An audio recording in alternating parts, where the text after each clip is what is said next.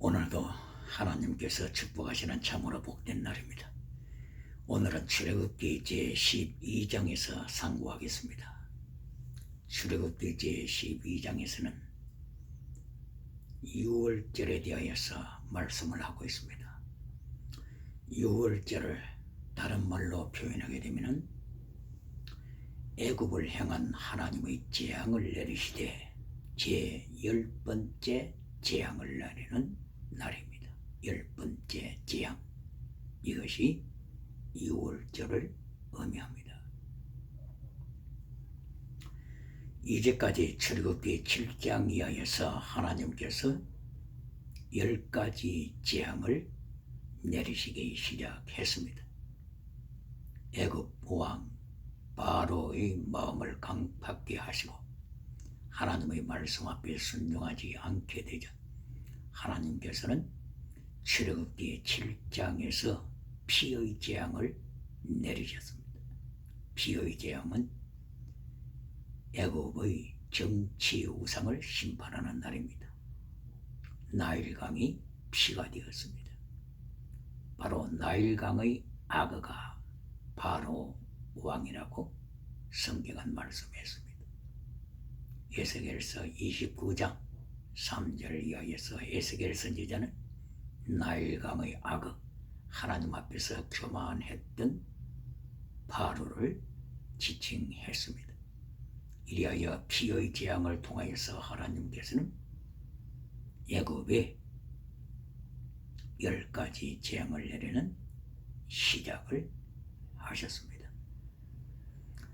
그리고 종교 우상을 심판하시기 위하여서 출애굽기 제8장에서부터 개구리, 파리, 그리고 9장에서 가축을 행하여서 전염병, 돌림병을 선포하시고 독종을 선포하셨습니다. 이것이 종교 우상을 심판하시는 하나님의 재앙이었습니다. 특별히 벌레들, 버러지 우상, 이것을 로마서 1장 23절에서는 말씀하셨죠. 그리고 에스겔서 8장 10절 이하에서도 버러지 우상에 대해서 말씀을 했습니다. 특별히 출애굽기 8장에 나타나는 버러지들, 개구리, 파리, 이들 개구리, 파리가 저들의 애굽인들이 섬기는 우상이 되었죠. 하나님께서는 버러지 우상을 심판하셨습니다. 그리고 7번째부터는 경제 우상을 심판하셨습니다. 출애굽기 제9장 17절 이하에서 우박과 불덩이를 통하여서 들판에 있는 곡물들을 심판하셨습니다. 경제 우상을 심판하셨습니다. 들판에 남아있는 사람들, 들판에 남아있는 가축들, 들판에 남아있는 채소들, 이들을 하나님께서는 심판하시되 우박을 통하여 메뚜기 띠를 통하여서 심판하셨습니다. 9번째 재앙이 흑암 재앙이었습니다.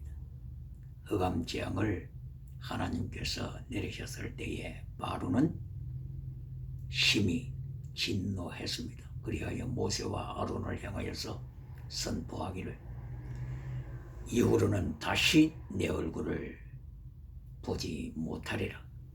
만약에 내 얼굴을 보는 한이 있다면 너는 죽으리라. 바로가 출애굽기 10장 28절 이하에서 담대하게 모세를 향하여 너는 죽는다 선포했습니다. 바로 9번째 재앙을 넘어서 10번째 재앙이 출애굽기 12장에 여기서 시작이 됩니다. 교만했던 바로, 교만했던 애굽, 하나님 앞에서 회개하지 아니하는 이들, 뱀꼬리가 된 이들을 향하여 마침내 출애굽기 제12장에서 마지막 재앙인 10번째 재앙을 내리십니다. 장자들을 죽이는 재앙입니다. 애굽의 모든 가정의 장자들을 죽입니다. 그리고 애굽의 모든 신들을 하나님께서 심판하십니다. 출애굽기 12장 12절 하나님께서 모든 애굽의 신들을 심판하시더라. 애굽의 신, 여기서도 엘로힘이라고 부릅니다. 하나님의 이름과 같지요. 우상의 우상신 이름도 엘로힘입니다. 그러므로 참으로 주의해야 할 것은 영을 분별해야 된다고 하는 것입니다. 디아크리노, 영을 분별하라. 애굽의 신들이냐, 그렇지 않으면 참 하나님이냐, 영들을 분별하여서 참 하나님이신 창조주 하나님을 바르게 섬겨야 할 것을 경고하고 있습니다. 왜 그렇습니까?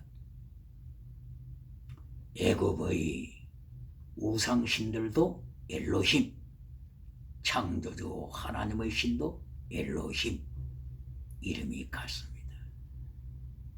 그러므로 영을 분별하는 지혜가 있어야 합니다. 그래서 바울 사도는 고린도전서 14장 29절을 통하여 너희는 영을 분별하라. 한 사람이 예언하면, 한 사람이 메시지를 전하면 영을 분별하여 하나님의 말씀인지 세속주의적인 성공주의적인 메시지인지 분별하라. 디아크리노 선포했습니다. 그러면 출애굽기 제12장에 나타난 유월절을 구체적으로 보시겠습니다. 유월절, 그 의미가 무엇입니까? 하나님께서 10번째 재앙을 애굽에 내린 사건입니다. 바로 유월절이라고 하는 것은 애굽의 장자를 죽이고 애굽의 신들을 심판하시지. 심판하실 때 이스라엘 하나님의 백성들에게서는 패스오버 하셨다는 것입니다.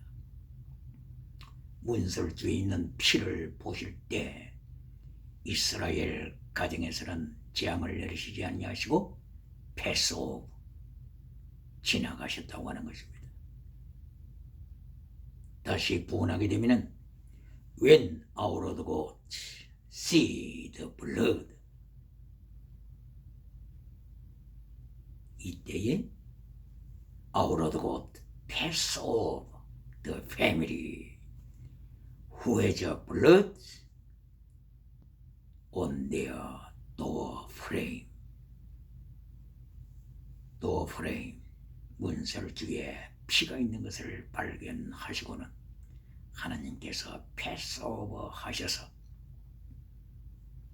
이스라엘 민족은 지키시고 피가 없는 애굽의 장자들 가정, 애굽의 가정의 모든 장자들은 죽인 이 날이 유월절입니다.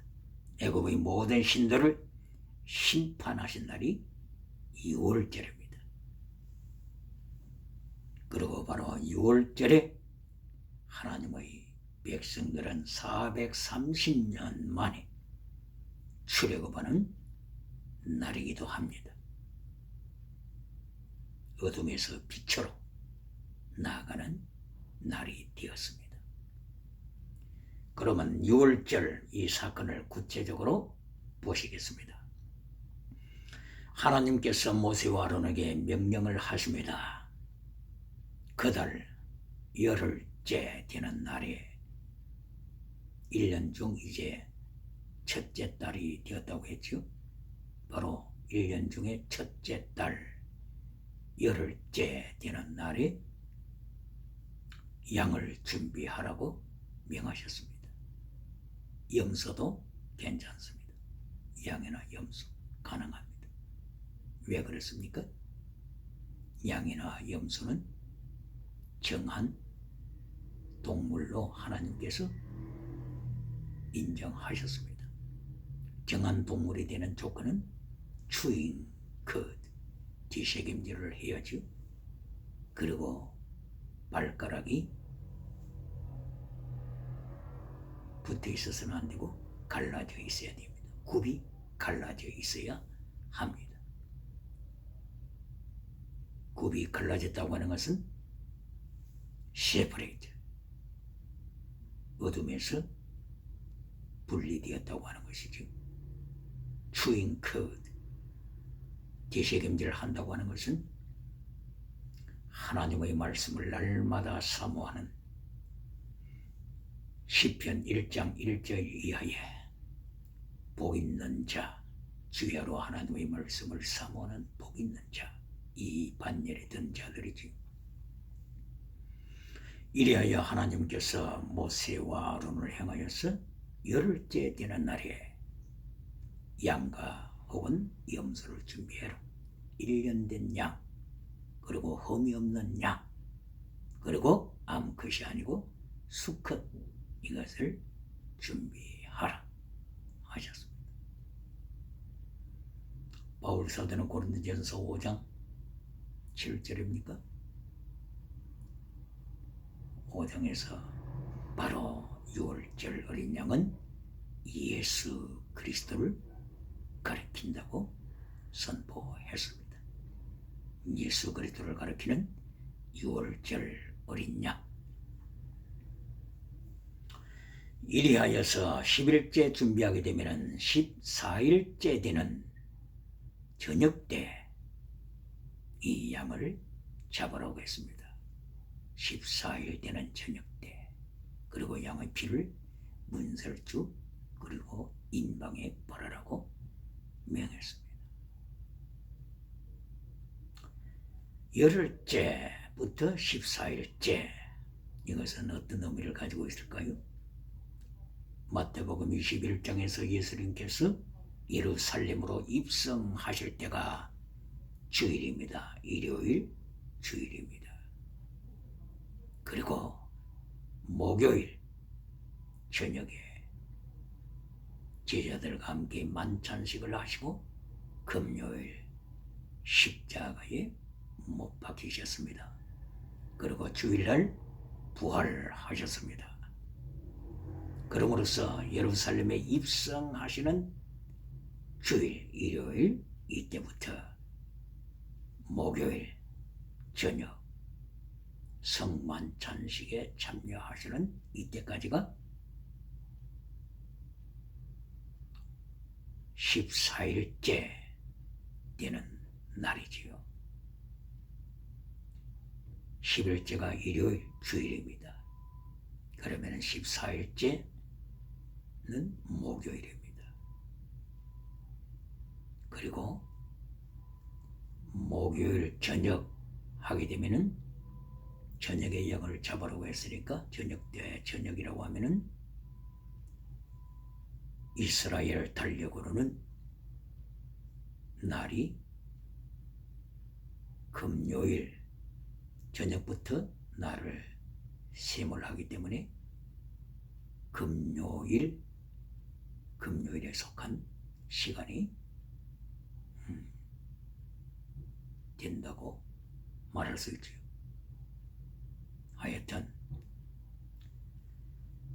주일날 일요일날 입성하신 예수님, 그리고 목요일 저녁에 성만찬식을 가지신 예수님. 성만찬식은 예수 그리스도의 피를 상징하지요. 그리고 떡은 예수 그리스도의 십자가 지시는 몸을 상징하지요. 이렇게 출애굽기에서 12장에서 예수 그리스도를 예언하고 있습니다. 십자가 지시는 예수 그리스도. 바울 사도는 고린도전서 5장 7절을 통하여서 어린 양 예수 그리스도를 고백하고 있습니다. 이렇게 예수 그리스도 상징하는 어린 양의 피를 문설주에 바릅니다. 그리고 인방은 문설주 위쪽이죠. 위쪽에 바릅니다. 양쪽 문설주 문의 기둥에 바릅니다. 도어프레임 문설주에 발랐습니다. 그리고 12장 46절에는 이 양고기를 먹을 때에 뼈를 꺾지 말라고 명했습니다. 바로 이것은 예수 그리스도 십자가상의 예수 그리스도를 가리키고 있습니다. 요한복음 19장 34절에서 로마 병정들이 예수님을 십자가에 못 박은 후에 확인 살인을 하기 위해서 창을 가져오고 무기를 가져와서 예수님의 다리뼈를 꺾으려고 했으나 하나님의 예언은 뼈를 꺾지 말라. 이것이 하나님의 예언이기 때문에 로마 병정이 예수님의 다리뼈를 꺾을 수가 없었습니다. 이리하여 저들은 창을 가지고 예수님의 옆구리를 찌름으로써 확인 사살을 했습니다. 그때야 예수님의 옆구리에서부터 물과 피가 쏟아졌습니다. 물로만이 아니요 물과 피와 성령, 물로만이 아니요 물과 피 그리고 성령, 이 세 가지 하나라고 말씀했습니다. 요한일서 5장 6절을 위하여 삼위일체 하나님을 계속하여 반복적으로 보여주고 있습니다. 이리하여서 유월절 어린 양 되시는 예수 그리스도의 예언을 계속하여 이어가고 있습니다. 옆구리에 찔리신 예수 그리스도, 이사야 선지자는 이사야서 53장 5절에서 그가 찔림은 우리의 허물을 인하며 그가 상함은 우리의 죄악을 인함이라. 그가 징계를 받음으로 우리가 평안을 누리고 그가 채찍에 맞음으로 우리가 나음을 입었도다고. 도살장으로 끌려가는 어린 양과 같이 입을 열지 아니하셨음을 예언했습니다. 여기서 예수 그리스도께서 찔리심에 대하여 이사야는 예언합니다. 그가 찔림은 우리의 허물을 인하며. 이사야 선지자도 이 환상을 미리 보았습니다. 예수님의 다리뼈를 꺾지 아니하고 그 당대의 로마 병정들이 확인 사살할 때는 다리뼈를 꺾어서 죽은 것을 확인하는데 이사야 선지자도 로마 병정이 다리뼈를 꺾지 않았다고 하는 이 사실, 바로 출애굽기 12장 46절에 있는 뼈를 꺾지 말고 먹으라 하신 이 말씀의 성취를 이사야 선지자도 내다보았습니다. 스가랴서 12장 10절에는 스가랴 선지자도 똑같은 이 하나님의 말씀을 예언했습니다. 하나님께서 은혜의 성령을 부어주실 때, 회개케 하는 회개의 영을 부어주실 때 찌른 자들이 애곡할 것이요, 예수님을 찌른 자들이 애곡하는 날이 올 것을 예언했습니다. 그때가 하나님이 성령을 부어주실 때, 회개의 영을 부어주실 때 찌른 자들이 통곡할 것이요. 바로 여기서도 스가랴서는 예수님의 옆구리를 기르게 된다고 하는 말씀의 성취, 출애굽기 12장 46절 말씀의 성취를 이미 내다보고 예언했습니다. 이렇게 출애굽기서를 통하여서 예수 그리스도를 증거하고 있습니다. 모세 오경, 창세기부터 창세기, 출애굽기, 레위기, 민수기, 신명기, 모세 오경, 여기에서 계속하여 예수 그리스도를 증거합니다. 창세기 3장 15절에서는 예수 그리스도께서 십자가 지실 것을 말씀했습니다. 그리고 창세기 3장 21절 이하에서도 아담과 하와에게 가죽옷을 입혀 주심으로써 예수님을 예언했습니다. 그리고 4장 1절, 창세기 4장 1절에 아벨과 가인이 하나님 앞에 예배드리러 나왔을 때 아벨은 첫 새끼를 가지고 왔습니다. 그리고 기름을 가지고 왔습니다. 기름은 성령님을 가리키죠. 첫 새끼, 바로 이것은 예수 그리스도의 보혈, 예수 그리스도를 가리킵니다. 이리하여 창세기부터 요한계시록은 계속하여 예수님을 증거하고 십자가 지시는 예수 그리스도, 그리고 부활하시는 예수 그리스도를 증거합니다. 이 유월절을 맞이하여서 유월절 어린 양 고기를 먹을 때에 하나님께서는 어떻게 해야 할 것을 구체적으로 가르쳐 주셨습니다. 하나님의 사람, 모세와 아론 그리고 하나님의 사람들은 유월절 양의 고기를 잡았을 때 양의 피 혹은 염소의 피를 문설주에 발랐습니다. 문설주에 바른 그날 밤 하나님께서는 애굽의 장자들을 죽이셨습니다. 하나님께서는 천사들을 보내셔서 그리고 하나님께서 친히 그날 밤에 애굽 온 땅을 두루 통찰하시고 다니시면서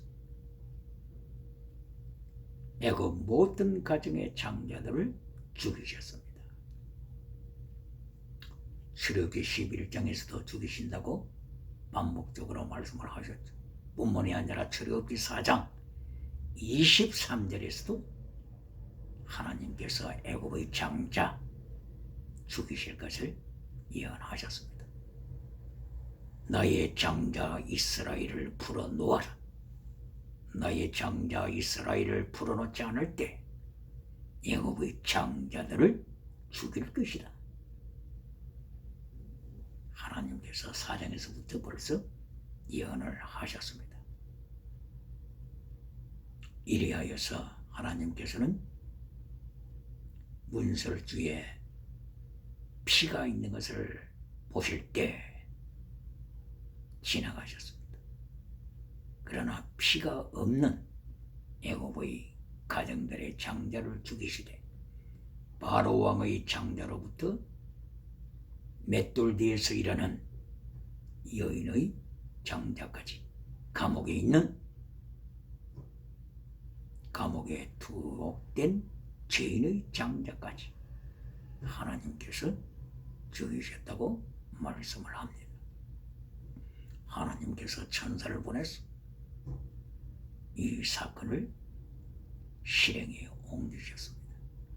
그리고 12절에는 애굽의 모든 신들, 애굽의 신들, 엘로힘, 애굽의 신들을 심판하시되 모든 신들, all Elohim, every Elohim over Egyptian, 애굽의 모든 신들을 하나님께서 심판하셨습니다. 셰펫, 하나님께서 심판하시다. 우상의 신들을 심판하셨습니다. 특별히 정치 우상을 심판하셨죠. 종교 우상을 심판하셨죠. 경제 우상을 심판하셨죠. 그리고 12절에서는 모든 우상신, 애굽의 신들을 철저하게 심판하시는 하나님 말씀합니다. 바로 이것은 뱀꼬리를 심판하시는 것입니다. 출애굽기 4장 4절에서 하나님께서 모세를 향하여 네 손에 있는 지팡이를 땅에 던져라. 그때의 뱀이 됐습니다. 하나님께서는 다시 말씀하시기를 너는 뱀꼬리를 잡아라. 뱀꼬리. 하나님께서는 뱀꼬리를 다스릴 것을 명하셨습니다. 바로 뱀꼬리. 뱀을 추종하는 자들이지요. 애굽의 모든 장자들, 그리고 애굽의 모든 우상 신들, 이들은 사탄의 추종자들입니다. 하나님께서 출애굽기 12장에서 철저하게 이들을 진멸시키시는 것을 목격하게 됩니다. 사람의 장자뿐만이 아니라 가축의 첫 새끼들을 철저하게 하나님께서 심판하여 죽이십니다. 가축의 첫 새끼들, 사람의 장자, 사람의 장자는 첫 아들이지요. 첫 아들, 장자를 죽입니다. 그리고 가축의 첫 새끼를 하나님께서 모조리 죽이십니다. 그리고 하나님께서 하나님의 백성들에게는 이때에 거시는 종을 베푸셔서 출애굽시키는 역사가 일어납니다. 자, 여기에서 한번 보시겠습니다. 애굽 사람들에게는 통곡과 죽음의 사건이 일어났습니다. 애굽의 신들이 모조리 하나님의 심판 아래 매인 것을 보게 됩니다. 그러나 다른 한편에서는 하나님의 백성들의 승리의 창가가 울려 퍼집니다. 하나님의 백성들에서는 430년 동안의 노예에서 해방되는 날입니다. 모든 흑암에서 자유함을 받는, 출애굽 받는 승리의 날이 되었습니다. 그러면은 이스라엘 민족들이 받는 총을 3단계 메시지로 정리할 수가 있습니다. 첫째, 영혼이 잘 되는 총입니다. 430년 동안 하나님께서 하나님의 백성을 훈련시키셨습니다. 풀무불에서 훈련시키다고 말씀하셨습니다. 바로 이것은 하나님의 사람들로 축복하신 것입니다. 영혼이 잘된 길로 하나님께서 인도하신 것입니다. 그러면 두 번째 복을 보시겠습니다. 두 번째 하나님의 메시지 범사복입니다. 두 번째 하나님의 메시지 건강복입니다. 건강복을 보실까요? 애굽의 장자를 죽이시는 그 순간에 하나님께서는 하나님의 백성들의 장자를 지키셨습니다. 죽이지 않았습니다. 건강복을 받았습니다. 그리고 애굽의 가축의 첫 새끼들을 죽이실 때 하나님께서는 하나님의 백성들의 가축을 지키셨습니다. 무엇을 말씀합니까? 건강복, 범사복, 이 복을 두 번째 메시지에서 이스라엘 민족들에게 베푸신 것입니다. 질문하겠습니다. 범사복, 건강복이 메시지 결론입니까?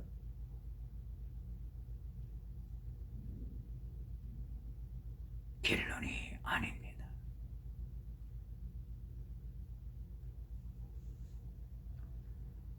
하나님께서는 유월절을 통하여서 애굽을 심판하여 애굽의 장자들을 죽이는 바로 이 순간에도 하나님께서는 하나님의 사람들을 향하여서 하나님의 3단계 메시지, 제3번째 제물되는 메시지를 명령하십니다. 이것이 중요합니다. 제3번째 하나님의 메시지, 제물되는 삶입니다. 세 번째 메시지가 땅의 복이 되어서는 안 됩니다. 하나님의 세 번째 메시지가 땅의 복으로 끝날 때, 범사복으로 끝날 때 하나님께서는 진노하십니다. 애굽의 장자를 죽이신 것처럼 애굽의 모든 가정 첫 새끼 짐승을 죽이신 것처럼 하나님께서는 샘플을 이미 보여주신 것입니다. 하나님의 말씀을, 진리를 버리고 3단계 메시지에서 진리를 제거시켜버리고 제물되는 신앙을 제거시켜버리고 제3번째 메시지에도 범사복, 건강복, 땅의 복을 강조한다면 하나님께서는 징계하십니다. 하나님의 징계하시는 그 샘플이 곧바로 유월절입니다. 유월절에 애굽을 심판하신 그것이 하나님의 징계의 샘플입니다. 그러면 구체적으로 하나님께서 하나님의 백성들에게 명령하시는 세 번째 하나님의 메시지를 보시겠습니다. 그것이 곧바로 너희는 누룩을 제거시켜라. 하나님의 명령입니다. 유월절에 양의 고기 먹을 때 무교병을 먹어라. 누룩을 넣지 않은 떡을 먹어라. 누룩을 너희 모든 집안에서 샅샅이 뒤져서 누룩을 제거시켜라. 누룩을 먹으면, 유월절에 누룩을 먹으면 너는 죽는다. 하나님께서 제3번째 메시지, 제물되는 신앙을 선포하시는 것입니다. 하나님 앞에 철저하게 복종하여 제물신앙, 죽기까지 주님을 따르는 제물신앙을 명령하시는 것입니다. 예수님께서는 마태복음 제16장 6절과 12절 여기에서 누룩을 조심하라고 명하셨습니다. 제자들은 이해를 못했습니다. 예수님께서는 계속해서 너희는 누룩을 조심하라. 바리새인의 누룩을 조심하라. 사두개인들의 누룩을 조심하라. 헤롯 가문들의 누룩을 조심하라. 예수님께서 명하셨습니다. 누가복음 12장 1절 이하에서도 또다시 반복적으로 너희는 누룩을 멀리하라 명하셨습니다. 바리새인의 누룩이 무엇입니까? 사두개인들의 누룩이 무엇입니까? 바로 이 누룩은 저들의 외식 믿음입니다. 외식 종교 생활입니다. 이것이 누룩입니다. 예수님께서 누룩을 이해하지 못하는 제자들에게 분명하게 설명해 주셨습니다. 누룩을 멀리하라. 유월절에 누룩이 있던 빵을 먹으면 죽는다. 철저하게 하나님 앞에서 회개하여 true faith, 진실한 믿음을 가지라고 하는 것입니다. 거짓 믿음을 가져서는 죽는다고 하는 것입니다. 거짓 믿음, 외식 믿음, 표면적인 믿음, 줄무늬 믿음, 로마서 2장 28절 이하에 있는 것처럼 표면적 유대인 죽는다. 하나님께서 철저한 제자의 삶을 명하시는 것입니다. 순교신앙을 명하시는 것입니다. 죽기까지 복종하는 서머나 교회를 향하여서 명령하신 그 철저한 신앙을 하나님께서 바로 유월절을 통하여서 명령하십니다.